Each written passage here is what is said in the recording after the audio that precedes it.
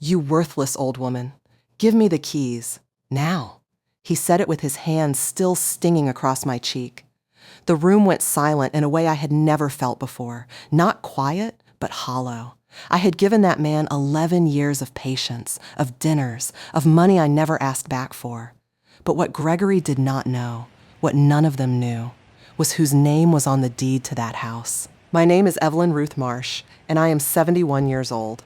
I have lived long enough to know that the people who underestimate you are almost always the ones who needed you the most. I grew up in a small town in western Pennsylvania, the daughter of a coal miner and a seamstress, and I learned early that wealth is not what you have in your hand.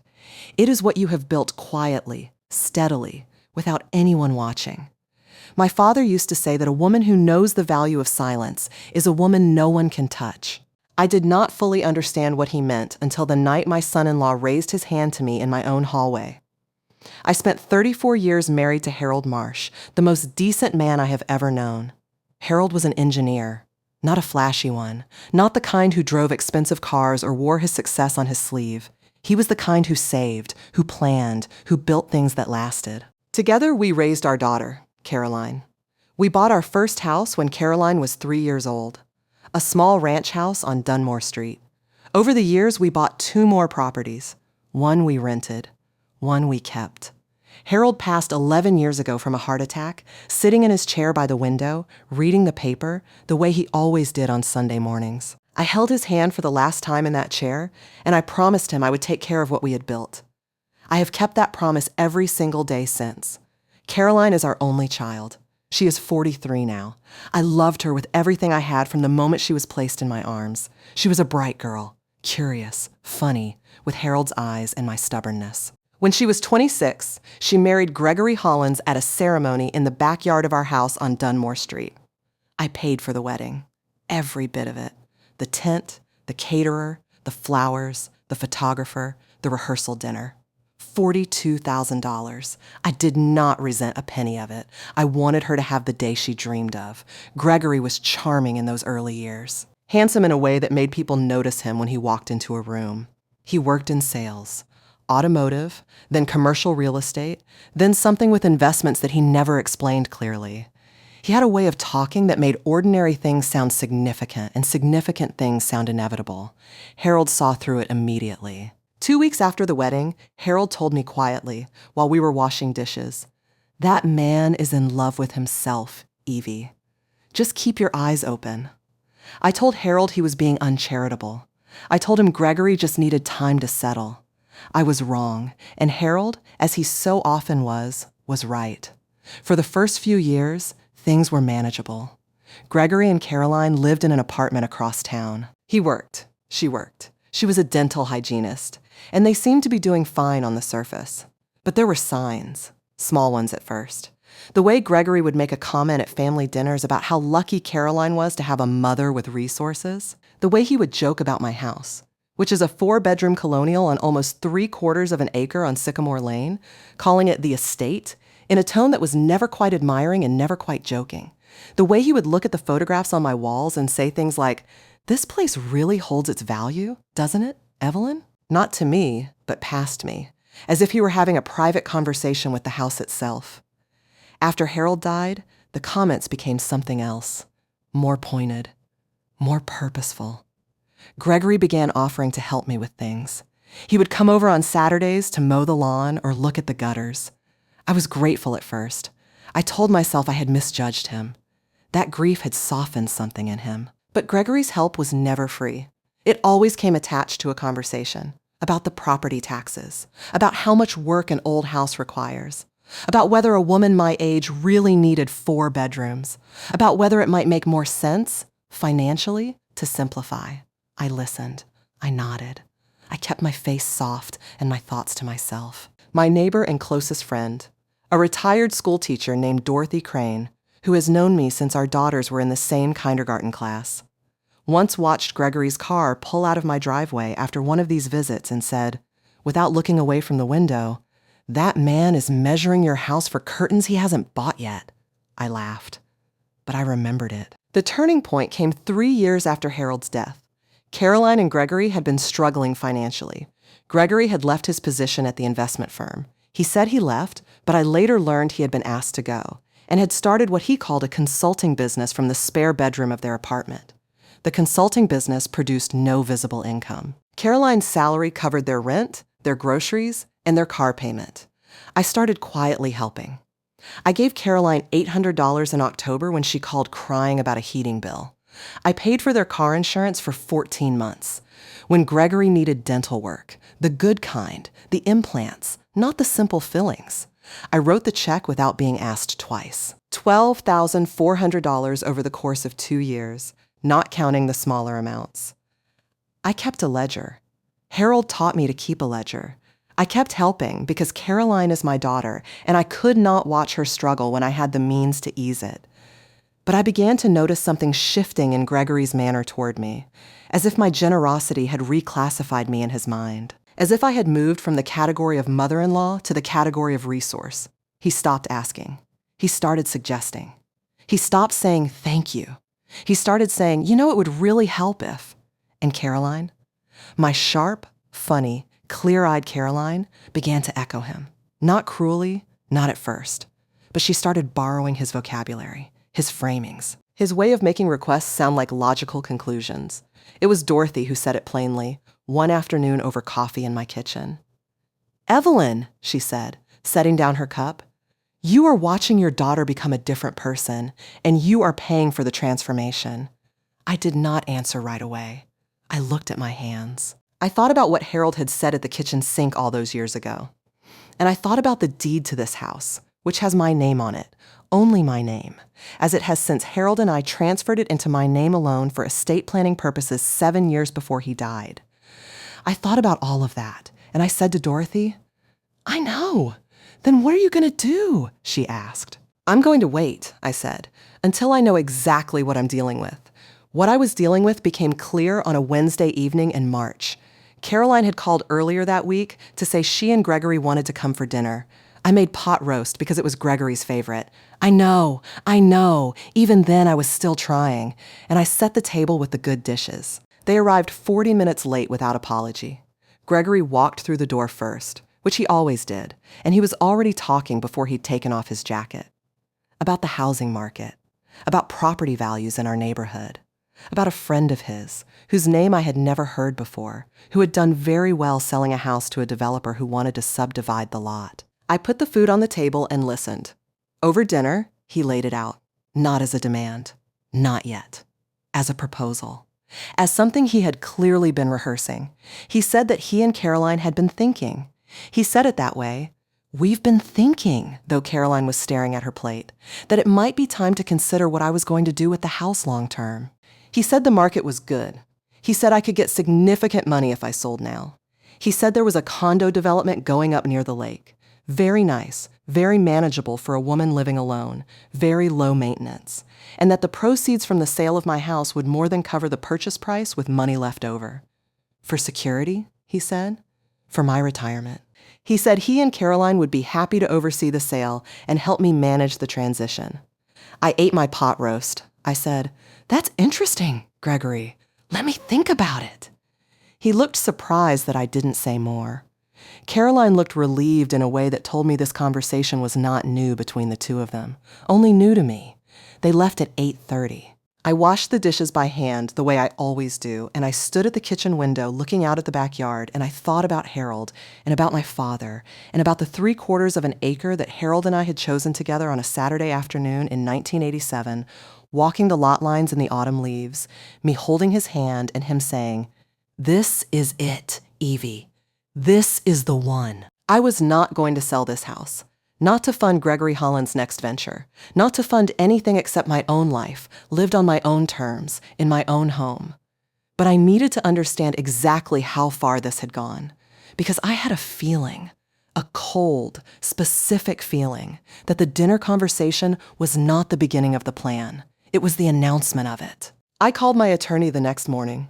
His name is Philip Grantham, and he has handled my legal affairs for 19 years. Estate planning, the property transfers, Harold's will. Philip is 74, sharp as a tack, and not a man who wastes words. I told him about the dinner.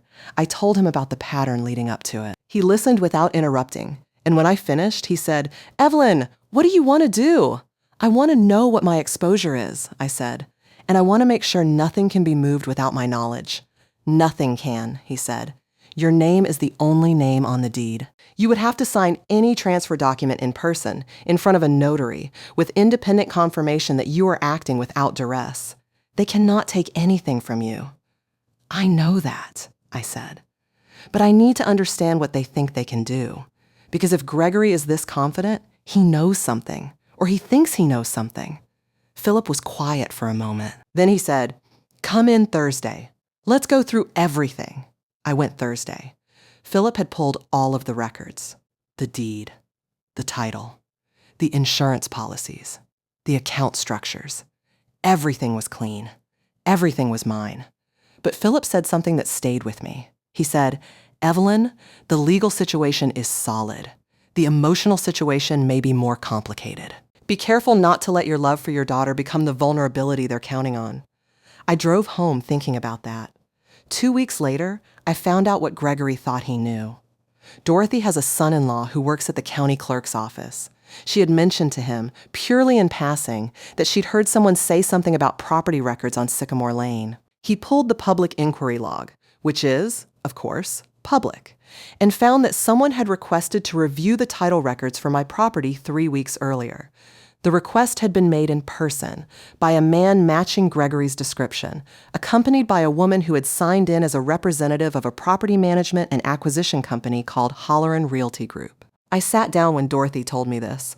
"He's already shopping it," I said. "It appears so," Dorothy said. "Without my knowledge, without my consent."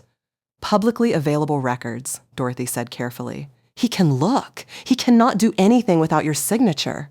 "No," I agreed. "He cannot." I was very still. "But he thinks he can get my signature." And that was when I understood exactly what the plan was. They were not going to ask me to sell. They were going to manage me toward it. Slowly, systematically, using my love for Caroline and my trust in my own family to guide me to a table where I would sign documents that I had been told were in my best interest. Gregory would position himself as the helpful son-in-law navigating complex paperwork for an elderly woman who didn't need to understand every detail. And I, the woman he had watched write check after check without complaint, would sign. That was what he thought. I am the daughter of a coal miner who could read a contract before most men in town had finished grammar school. I have been managing my own finances since I was 17 years old. I have read every document I have ever signed, including the 14-page transfer agreement Philip drew up when Harold and I restructured the property holdings. I have never in my life signed anything I did not fully understand. But Gregory did not know that. Because Gregory had decided, at some point in the last several years, that I was a sweet, soft, grateful old woman who could be guided. I decided to let him keep believing it. I called Philip and told him what I had learned. He was not surprised. He said there was nothing illegal in what Gregory had done, yet. But he suggested we take certain precautionary steps. We filed a formal owner-occupied declaration with the county that would require any transfer inquiry to include direct written notification to me. We set up a flag on the title that would trigger a call to Philip's office if any third party attempted to initiate transfer paperwork. And Philip drafted a document, not for filing, just for my records, that outlined the full history of financial support I had provided to Caroline and Gregory with dates and amounts. $12,400 in documented support, plus the wedding, plus the smaller amounts, the ledger. "Why the financial history?" I asked. "Because," Philip said, "if this ever becomes a legal matter, I want it on record that you gave generously and of your own free will, and that generosity was not accompanied by any transfer of property interest. It closes a door they might try to open." I nodded. I went home. I cooked dinner. I watered my plants. I fed the bird feeder in the backyard that Harold built from a kit the Christmas before he got sick. And I waited. The next move came 6 weeks later. Caroline came alone. She said Gregory was at a meeting, which I doubted, but I didn't say so. She sat at my kitchen table and she looked tired. Not the tired of a long day, the tired of carrying something heavy for a long time. I poured her tea and sat across from her, and I waited. She said, "Mom, I need to talk to you about something." "Of course," I said. She talked for 20 minutes. It was a prepared speech. I could hear the seams in it, the places where she had practiced transitions, the places where Gregory's phrasing bled through her own. She talked about security and practicality and the future. She talked about how hard it was to watch me manage such a big house alone. She talked about the condo near the lake again, with more specific detail this time. The floor plans, the amenities, the price per square foot. She had done her homework, or Gregory had done it for her. And then she said the part that was meant to be the closing argument. She said, "Mom, if you sold the house, you could use part of the money to help us get a real start. Gregory has a real opportunity right now with a business partner, and if we had the capital, we could really build something. And you'd still have plenty for yourself. More than enough. You'd be comfortable." There it was, not the house, not the condo, the capital. Gregory's business opportunity. My house was not going to fund my retirement. My house was going to fund Gregory Holland's next venture. And Caroline, my daughter, my child, the person I had given 43 years of my life to, had come to my kitchen table to sell it to me. I looked at her for a long time. I kept my face completely calm. "Caroline," I said, "I appreciate you coming to talk to me. I need some time to think about everything you've said. Can you give me a few weeks?" She looked almost surprised. She had been expecting more resistance or more capitulation. I'm not sure which. She said, "Of course, Mom. Of course. Just think about it." She hugged me at the door. I held her for a moment longer than usual. Not because I was angry, because she was still my daughter, and I understood that she was also caught in something she might not fully see yet. When her car turned off the street, I went back inside, sat at the kitchen table, and I cried. Not for long. Not with bitterness. Just the way you cry when something you loved turns out to be different from what you thought it was. Then I dried my eyes, made fresh tea, and called Dorothy. "It was the money," I told her. "The house is for Gregory's business." "Lord," Dorothy said, "I know. What are you going to do?" "I'm going to let them think I'm considering it," I said. "And while they're thinking I'm considering it, I'm going to finish what Philip and I started." Philip and I had been discussing, over the previous weeks, something I had been thinking about since long before Gregory's dinner table proposal. I had been considering a trust, not a new idea. Harold and I had talked about it years before he died, but we never formalized it. Now I had reason to move. A properly structured irrevocable trust with specific conditions, specific beneficiaries, and Philip as the named trustee for decision-making purposes during my lifetime would make any future pressure campaign against me essentially meaningless. The house would no longer be mine to sell, in the sense that I could not be persuaded or pressured into signing it away, because any sale would require Philip's concurrence and a formal review process. It would still be mine in every meaningful sense. I would live in it, maintain it, benefit from it, but it would be protected. We spent 3 sessions going through the language. I read every page. I asked questions. Philip answered them without impatience. I signed the trust documents on a Thursday morning with Philip's paralegal and a notary present, and I drove home past the lake where Gregory wanted to put me in a condo, and I felt the peculiar calm of a woman who has done what needed to be done. I told no one, not Dorothy, not Caroline, certainly not Gregory. I went home and started planning a dinner. I want to explain something about what happened next, because I think it is important. I did not plan the dinner to humiliate anyone. I am not a cruel person. I am not interested in revenge as an entertainment. What I wanted, what I have always wanted, if I am honest, was for my daughter to see clearly, to see what she had agreed to understand that I was not the soft, grateful, manageable woman her husband had decided I was. And to do that, I needed to let things reach the point where Gregory showed himself completely. Because until she saw it, she would always be able to tell herself it wasn't that bad. I called Caroline and told her I had thought about things and I was ready to talk. I suggested Sunday dinner. I said I had some questions about the condo and the process, and could Gregory bring some of the paperwork so we could go through it together. Caroline sounded genuinely pleased. I could hear the relief in her voice. I wondered if she told Gregory or if Gregory had been waiting by the phone. They arrived Sunday at 5. Gregory came in with a folder, an actual folder, thick with papers, and the look of a man who believes he has already won. He kissed my cheek. He looked around the living room the way he always did, the measuring look, and he said, "You keep this place so well, Evelyn. It's really a beautiful property." I thanked him. I offered wine. I put the roast on the table. Over dinner, Gregory talked. He had a whole presentation prepared. He talked about the condo development with such specific detail that I understood he had already been in contact with the developer. He talked about the timeline of a property sale, the likely market value of my house, the capital gains considerations. He talked about what his business partner was offering and why the timing mattered. He had it all arranged very neatly, and as he talked, I watched Caroline watching him, and I thought, she believes in him still. She is still hoping this works. After dinner, Gregory opened his folder. He had printed forms. Not just information, actual forms. A listing agreement for a real estate agent. A preliminary power of attorney document. He set them on the table in front of me with a pen. "I don't want to rush you," he said, in the tone of a man who was absolutely rushing me. "But if we move on this now, we catch the spring market." I looked at the power of attorney document. It was made out in Gregory's name. It would have given Gregory the legal authority to act on my behalf in property transactions. I picked it up. I read it. Gregory watched me. Caroline watched Gregory. I set it down. "Gregory," I said, "I can't sign this." His face changed. The salesman's warmth cooled about 3 degrees. "Evelyn," he said, with patience that was almost convincing, "it's just a standard document.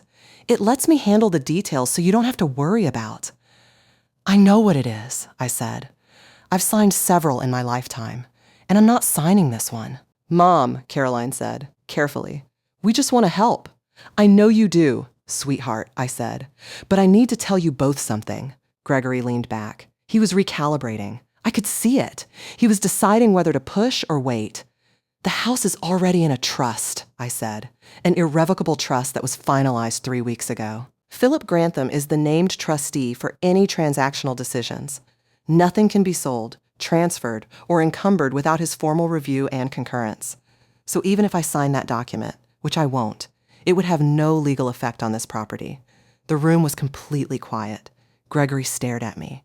Then, slowly, the patience left his face entirely. "You did what?" he said. "I put the house in a trust. Without telling us.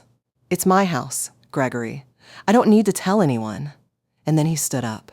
He pushed back his chair and he stood up, and his face had gone from salesman to something else, something I had never seen before, or perhaps had been watching build for years without naming it. He said, "And I will remember these words for the rest of my life. You selfish, ungrateful old woman.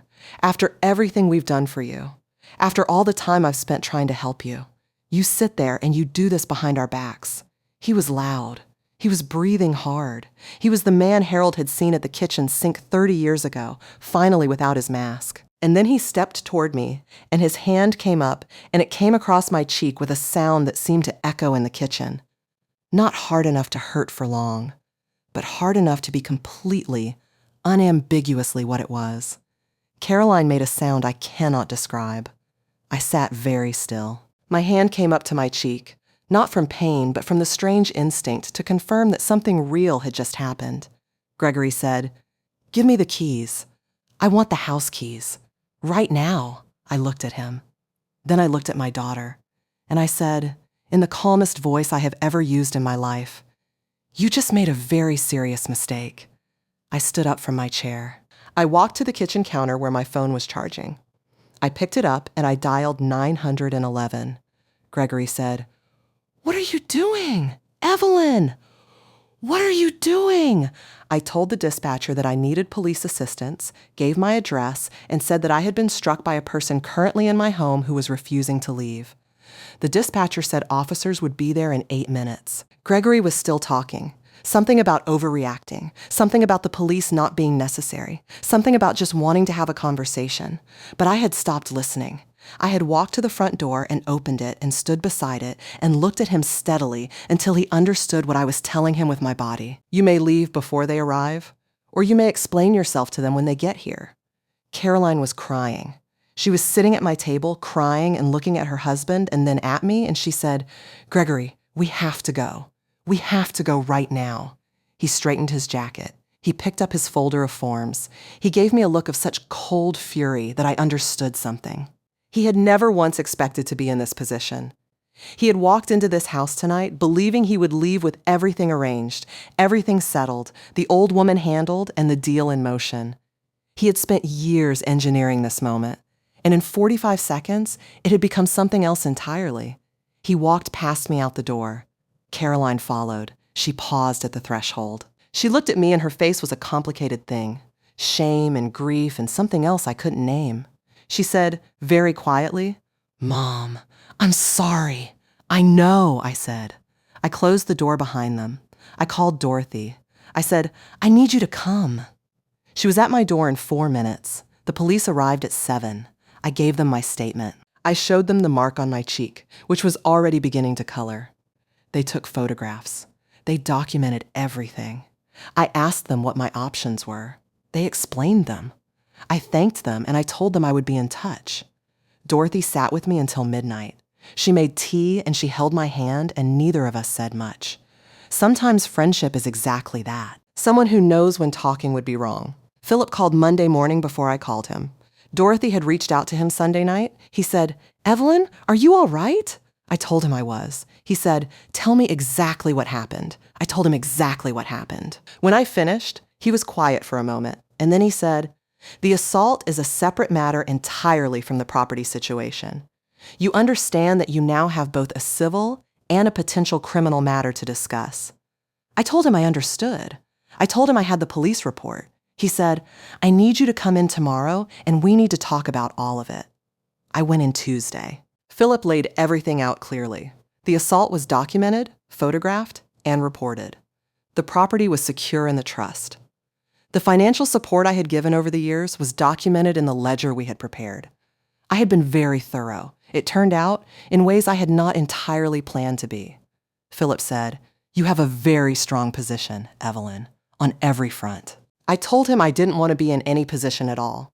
I wanted my daughter back. He nodded and said he understood, and that those two things might not be incompatible. I sat with that for a long time. Caroline came to my door on Wednesday, alone. She had clearly not slept. She looked like the girl I remembered, stripped of the armor she had been wearing at my dinner table, stripped of the careful vocabulary, just my daughter, tired and ashamed and 30 years younger in her face than she'd seemed 2 days ago. I opened the door and let her in. We sat at the kitchen table. She did not try to explain Gregory or excuse him. She said, "He hit you. I was sitting right there and he hit you and I didn't do anything." I told her that she had gotten him out of my house, which was something. She shook her head. She said, "That is not enough. That is nowhere near enough." We talked for 3 hours, real talking. The kind we hadn't done in years. Maybe since before Gregory, maybe since before Harold died. She told me things I had suspected and some I hadn't. She told me that Gregory had been quietly managing their finances in ways she hadn't fully understood, and that some of what she thought were joint decisions had been made before she'd had a chance to weigh in. She told me that the pressure about my house had started as a conversation between them, but had become something Gregory returned to so often that it had stopped feeling like a conversation and started feeling like a directive. She told me she was ashamed of herself, and she said it plainly, without asking me to reassure her. I did not reassure her. I listened. I let the silence do what silence does. And then I said, "Caroline, do you understand what that document was? The power of attorney he put in front of me?" She looked at the table. She said, "I think so. It would have given him complete legal authority over the sale of this house. I would have had no recourse once I signed it. The proceeds would have passed through him." She said nothing. "And the condo?" I continued, quietly. "You know as well as I do that there was no plan to buy me a condo. There was a plan to buy Gregory's business venture." She pressed her hands flat on the table. She said, "I told myself it wasn't as bad as it looked." "I know," I said. "That's the hardest thing to admit, that we told ourselves a story because we couldn't bear the other one." We were quiet together for a while. The bird feeder was busy outside. A pair of juncos and a cardinal herald would have named and pointed out to me by species. I said, "I need you to understand something. This house is not going to be sold. Not for any reason that benefits Gregory Hollins. It is in a trust, and when I am gone, it will go to you, free and clear, with no conditions except that you cannot sell it within 3 years of inheriting it. I built that in deliberately so that no one, including Gregory, can pressure you into a quick sale in a moment of grief. Do you understand? She looked at me. Her eyes were full. Philip drew it up that way? At my specific request. She nodded, very slowly. Mom, she said, I don't deserve. Stop, I said. You are my daughter. What I've done because I love you.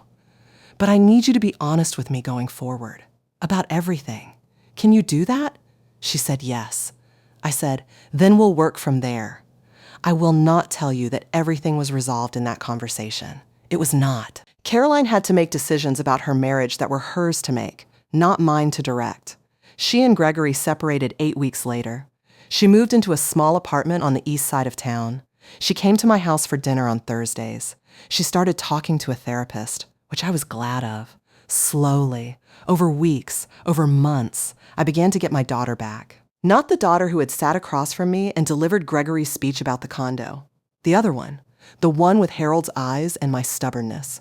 Gregory did not come back to my house. The police report stands on record. Philip sent him a letter, which I will not detail here, that made his position with regard to the property and to me very clear. He retained an attorney of his own for the divorce proceedings, and that attorney apparently advised him that any attempt to claim any interest in my property would be not only unsuccessful, but potentially damaging to his own legal situation, given the documented assault. I heard, through Caroline, that he had told people I had been manipulative and scheming. I did not respond to this. There was nothing to respond to. I live in my house on Sycamore Lane. Harold's bird feeder is full. The 3/4 of an acre look particularly good this spring. The flowering quince came back beautifully, and the old oak in the back corner has new growth all the way to the top. I take my coffee in the sunroom in the morning, and I read, and I think, and I am grateful for every quiet, ordinary moment of this life I have kept. I want to say something to you, and I know there are many of you listening who understand exactly what I am describing, because you have lived versions of it, or you are living one right now. I want to say, the people who underestimate you are telling you something true about themselves, not about you. They are telling you what they need you to be in order for their plan to work. And the moment you refuse to be that, the moment you stay exactly who you are, with your ledger and your lawyer and your clear eyes, the plan collapses. Not because you fought them, because you simply did not become what they needed. I also want to say this. The hardest part was not Gregory. The hardest part was watching my daughter choose, again and again over several years, to look away from what she knew. I understand now that she was afraid. Fear makes us smaller than we are. It makes us complicit in things we would never agree to in a clear moment. And the way back from that is not punishment. It is honesty. Patient, steady, non-negotiable honesty. I gave Caroline that, and she met it. That is the part of this story I am most grateful for.